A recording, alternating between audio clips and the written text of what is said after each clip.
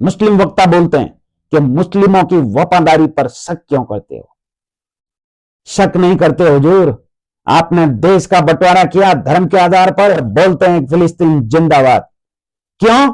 क्योंकि फिलिस्तीन मुस्लिम राष्ट्र है और मुस्लिम हमारे भाई हैं। कल पाकिस्तान के साथ युद्ध होगा तो क्या पाकिस्तान मुस्लिम राष्ट्र नहीं है? इस बात की क्या गारंटी कि हिंदुस्तान का मुस्लिम पाकिस्तान का साथ नहीं देगा? नमस्कार दोस्तों, मैं हूं भालेश, आप देख रहे हैं बीके वॉइस। दोस्तों, भारत का जब 1947 में बंटवारा हुआ धर्म के आधार पर, उसी तरह के हालात आज फिर बन चुके हैं, फिर हो रहे हैं।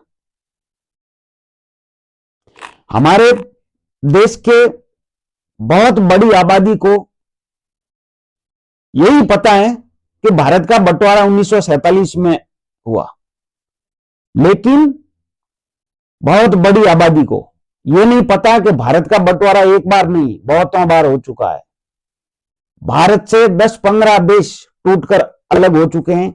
यह हमारी और हमारे बहुसंख्यक समाज की बहुत बड़ी नाकामी है। हमारा बहुसंख्यक समाज आज भी न जाग रहा है, न चेत रहा है। आपको बहुत से लोग कहते हुए सुनाई दे देंगे कि देश के लिए हमारी जान हाजिर है, हम जान दे देंगे। मैं किसी को उकसा नहीं रहा, लेकिन उन लोगों से पूछना चाहता हूं कि जान इसीलिए देते हैं ताकि देश की रक्षा हो सके। तो क्या जब भारत टूटा उस वक्त देश की रक्षा की जरूरत नहीं थी? भारत का बंटवारा हुआ उस वक्त देश की रक्षा की जरूरत नहीं थी? थी, लेकिन हमें मूर्ख बनाया गया। हमें इस तरह से मूर्ख बनाया गया कि हम भविष्य में कोई सवाल भी ना करें। दोस्तों, जब 1947 में धर्म के आधार पर भारत का बंटवारा हुआ तो हमारे बहुसंख्यक समाज को, हमारे पूरे हिंदुस्तान को मूर्ख बनाया गया कि देश का बंटवारा अंग्रेजों ने किया। इतिहास का सबसे बड़ा झूठ। ऐसा पूरी दुनिया में कहीं नहीं देखने को मिलेगा। अरे जब किसी को किसी देश पर शासन करना हो, सत्ता संभालनी हो, तो या तो सत्ता के दौरान चुनौती मिले तब वो उस देश को कमजोर करने के लिए बंटवारे करते हैं, देश के टुकड़े करते हैं, देश को तोड़ते हैं, या जब सत्ता करने के लिए आना हो तब तोड़ते हैं। कोई देश का बंटवारा उस दरमियान कौन करेगा कि जब उनको वो सत्ता छोड़नी हो? देश के टुकड़े धर्म के आधार पर मुसलमानों ने किए और हमारे साथ सबसे बड़ा झूठ बोला गया कि भारत के मां भारती के टुकड़े अंग्रेजों ने किए। जी नहीं। लेकिन जब 1947 में बंटवारा हुआ उस दौरान मुस्लिम पॉपुलेशन हिंदुस्तान में 23% थी और उनके द्वारा मांग की गई कि हम हिंदुओं के साथ नहीं रह सकते और हिंदुओं बहुसंख्यक है इसलिए उनकी भारत के अंदर सरकार होगी और हमें सारे हक और हुकूक नहीं मिलेंगे, हमें वो अधिकार नहीं दिए जाएंगे जो हिंदुओं को मिलेंगे। लेकिन उन लोगों को यह नहीं पता था कि हिंदुस्तान का बहुसंख्यक समाज इस कदर सोया है कि वो इतने उस सोने की वजह से आपको इतने अधिकार दिए जाएंगे कि वो अपनी प्रॉपर्टियों को भी, एक वक्फ बोर्ड जैसे कब्जाधारी संगठन, वो आपकी प्रॉपर्टी को भी किसी भी वक्त अपने नाम कर सकता है, फिर भी वो समाज सोया हुआ रहेगा। लेकिन वही हालात और 1947 में जब बंटवारा हुआ तो 23% मुस्लिम पॉपुलेशन सारी की सारी पाकिस्तान नहीं गई। 20% से कम लोग पाकिस्तान गए और जब वो बाकी के लोग यहां रुके तब वो हिंदू समाज के साथ कैसे रह गए? एक रात में ऐसा क्या बदला? एक रात पहले तक तकरीबन 99% मुस्लिमों ने पाकिस्तान के फेवर में वोट किया, मां भारती के टुकड़े हो उसके फेवर में वोट किया, तो फिर वो दूसरे दिन कैसे बदल गए? और अगर यहां रख भी लिया तो देश के टुकड़े क्यों किए? और टुकड़े किए तो उन लोगों को यहां क्यों रखा जब धर्म के आधार पर टुकड़े हो ही गए? लेकिन बहुसंख्यक समाज और इस देश के सोने की आदत ने आज फिर से देश को उसी स्थिति में डाल दिया। क्यों? क्योंकि जो 23% उस वक्त जनसंख्या थी वो आज फिर से 23% होने को है। तो इस बात की गारंटी कौन देगा कि मां भारती के टुकड़े फिर से ना होंगे?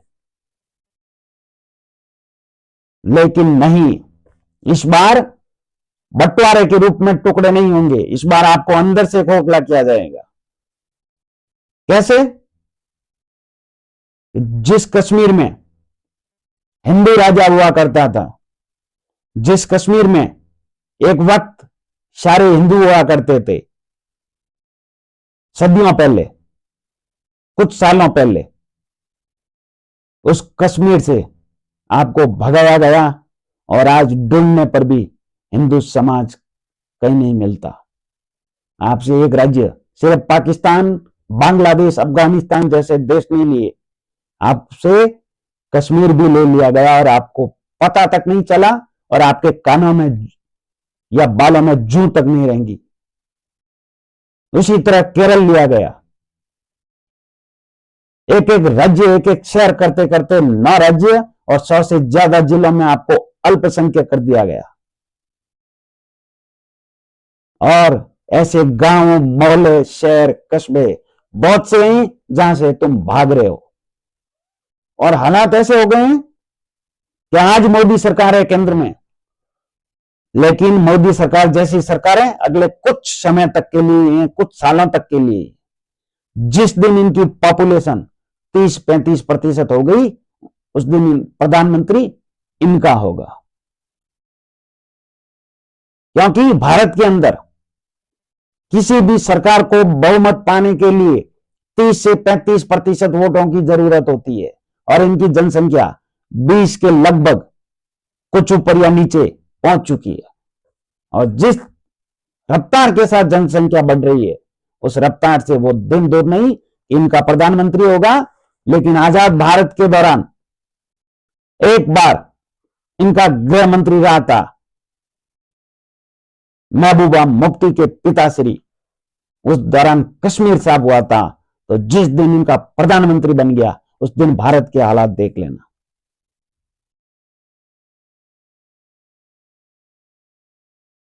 और लोग कहते हैं, कुछ मुस्लिम वक्ता बोलते हैं कि मुस्लिमों की वफादारी पर शक क्यों करते हो?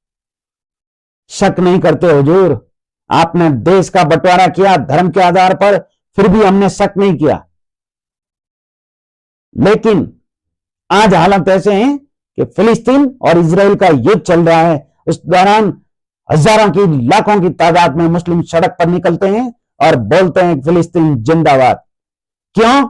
क्योंकि फिलिस्तीन मुस्लिम राष्ट्र है और मुस्लिम हमारे भाई हैं। तो मैं उन लोगों से पूछना चाहता हूं और हिंदुस्तान के बहुसंख्यक समाज से भी पूछना चाहता हूं कि कल पाकिस्तान के साथ युद्ध होगा तो क्या पाकिस्तान मुस्लिम राष्ट्र नहीं है? इस बात की क्या गारंटी कि हिंदुस्तान का मुस्लिम पाकिस्तान का साथ नहीं देगा?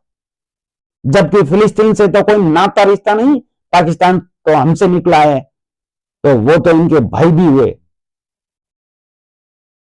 चाहे हमारी औलादें हैं लेकिन इनके भाई हुए। तो इस बात की क्या गारंटी कि ये पाकिस्तान का साथ नहीं देंगे? है कोई गारंटी? और अगर पाकिस्तान का साथ देने के लिए पाकिस्तान के इशारे पर हिंदुस्तान के अंदर कुछ गड़बड़ियां शुरू हो गई तो सेना किन किन मोर्चों पर सेना को लड़ना पड़ेगा, सरकार को लड़ना पड़ेगा, सोच सकते हैं आप? उसके बाद कहते हैं कि हिंदुस्तान किसी के बाप का नहीं। तो उन लोगों को कहना चाहता हूं कि जिन लोगों ने धर्म के आधार पर पाकिस्तान के रूप में अलग से मुल्क लिया, उनके बाप का हिंदुस्तान नहीं है।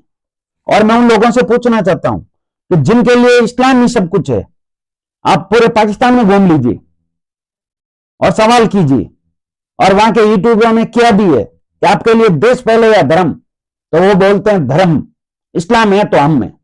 तो मैं इस बहुसंख्यक समाज से पूछना चाहता हूं कि जो प्रार्थनाएं करते हैं अपनी, वो कहते हैं अल्लाह के सिवाय कोई भगवान नहीं, इस्लाम से पहले कोई देश नहीं, वो लोग, और जो आज बांग्लादेश और पाकिस्तान में हो रहा है वो ऐसा हिंदुस्तान के अंदर नहीं होगा जब जनसंख्या बढ़ेगी। और जिनके लिए इस्लाम ही सब कुछ है और अल्लाह के सिवाय कोई भगवान नहीं।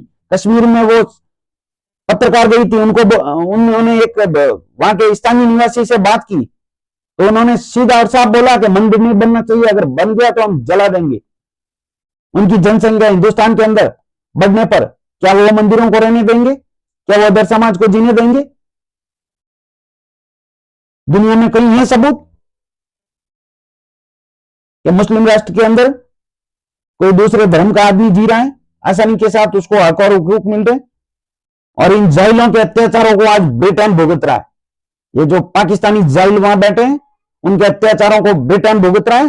वहां पे 1400 बच्चियों का, छोटी छोटी बच्चियों का, किसी की उम्र 10, 11, 12, 13, 14 साल, उनको उठाया गया, गैंग रेप किया गया, ड्रग्स की एडिक्ट बनाया गया, और अंग्रेज बेचारे पागल हो गए, भौचक्के रह गए कि ये कैसे लोग हैं।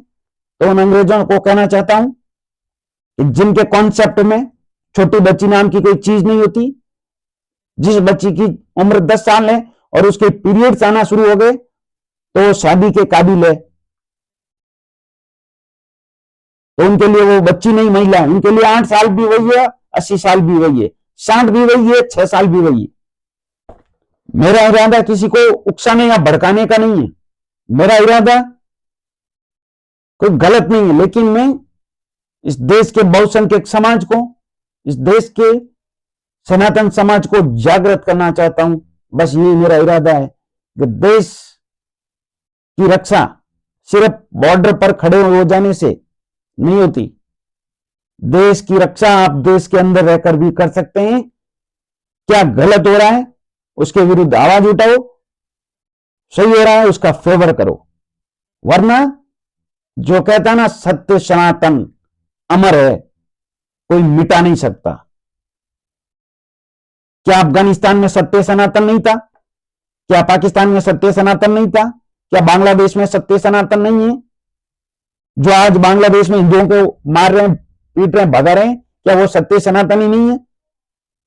क्या कश्मीर में जो हमारे हिंदू भाइयों को पीटा गया वो सत्य सनातन ही नहीं थे? आज मिल नहीं रहे ढूंढने पर। केरल के अंदर सत्य सनातन ही नहीं थे। सिर्फ कह देने से सत्य सनातन या हिंदू धर्म अमर नहीं हो जाएगा सर। जीने के लिए खाना पड़ता है और खाने के लिए कमाना पड़ता है।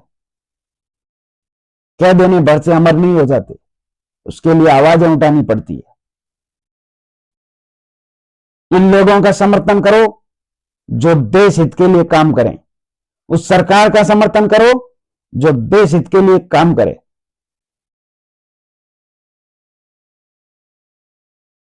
लेकिन हम तो फर्क ही महसूस नहीं कर पाते कि कौन देश हित के लिए कर रहा है और कौन देश के विरोध के लिए।